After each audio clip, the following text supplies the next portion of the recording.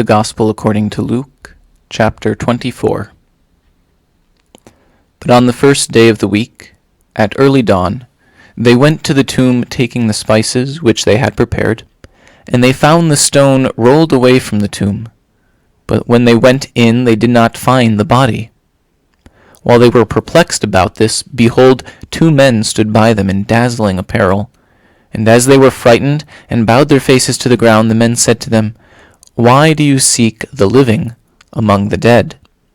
He is not here, but has risen. Remember, he told you, while he was in Galilee, that the Son of Man must be delivered into the hands of sinful men, and be crucified, and on the third day rise." And they remembered his words. And returning from the tomb, they told all this to the 11 and all the rest.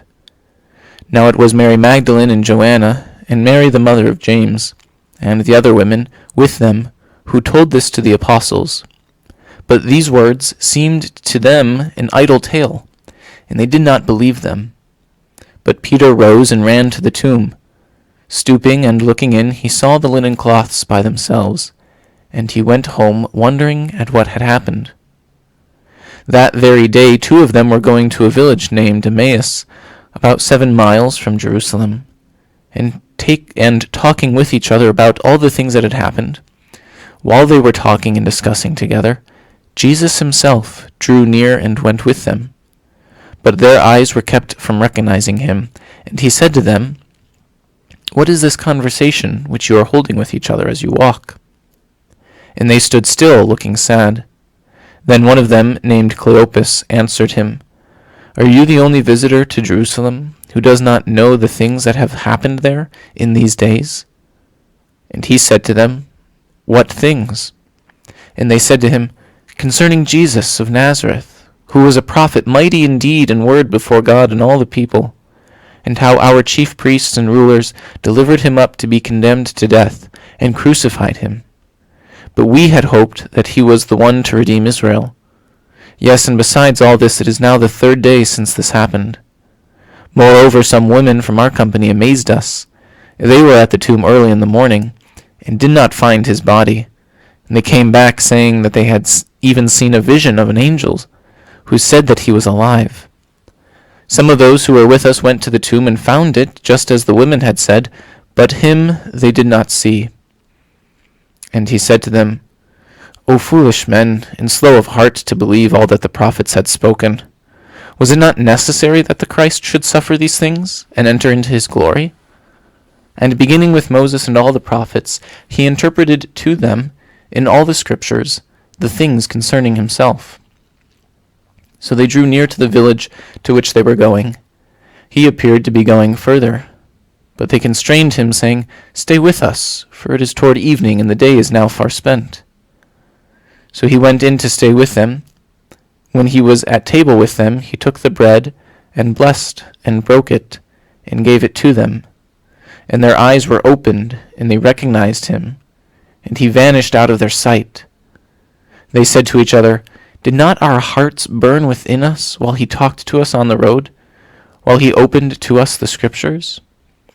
And they rose that same hour and returned to Jerusalem, and they found the 11 gathered together, and those who were with them, who said, "The Lord has risen indeed, and has appeared to Simon."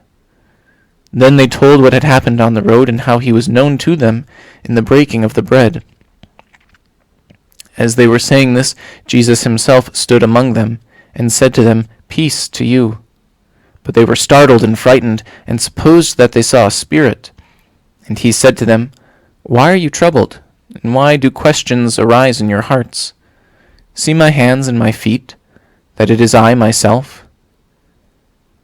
Handle me, and see, for a spirit has not flesh and bones, as you see that I have." And when he had said this, he showed them his hands and his feet. And while they still disbelieved for joy, and wondered, he said to them, "Have you anything here to eat?" And they gave him a piece of broiled fish, and he took it and ate before them. Then he said to them, "These are my words which I spoke to you while I was still with you, that everything written about me in the law of Moses and the prophets and the Psalms must be fulfilled." Then he opened their minds to understand the scriptures, and said to them, "Thus it is written, that the Christ should suffer, and on the third day rise from the dead, and that repentance and forgiveness of sins should be preached in his name to all nations, beginning from Jerusalem. You are witnesses of these things. And behold, I send the promise of my Father upon you. But stay in the city until you are clothed with power from on high. Then he led them out as far as Bethany, and lifting up his hands he blessed them. While he blessed them, he parted from them, and was carried up into heaven. And they worshipped him, and returned to Jerusalem with great joy, and were continually in the temple, blessing God. Well, we've reached the end of Luke's Gospel, and the exciting, dramatic end to the passion and death of Jesus, the resurrection from the dead, the ascension into heaven, this mandate, command that he gives us to preach repentance in his name to all the nations, not just to those who are descendants of Abraham, but to the Gentiles as well, to the whole world. And we see, I think, a beautiful theme that St. Luke is trying to impress upon us in this last chapter, both at the tomb and for these disciples on the road to Emmaus. They do not find what they were expecting. They don't find what they were looking for. For the women bringing spices and materials for his burial, they were expecting the stone to be rolled over the tomb, but it wasn't how they expected it. And these other disciples on the road to Emmaus, we hear how they were expecting him to be the one who saves Israel, and yet it's not what they were expecting. And we hear the joy of when these two return and meet the other disciples, and how they weren't expecting Jesus to appear, but that he has appeared to Simon. And then Jesus is in their midst, completely unexpected. What were they to do? They thought it was a ghost, but we know that he eats in front of them. He shows them his wounds. He is not. He is risen from the dead. And so as we close out this journey through Luke's Gospel, as we go forward into the Christmas season and into the new year, keep in mind that things are not how you might expect them, that the Lord is a Lord of mercy, great generosity, and surprises as well, and that even when the Lord works not according to your plan, what the Lord has in store for you is better than anything you can imagine, and that is the best thing that we should desire.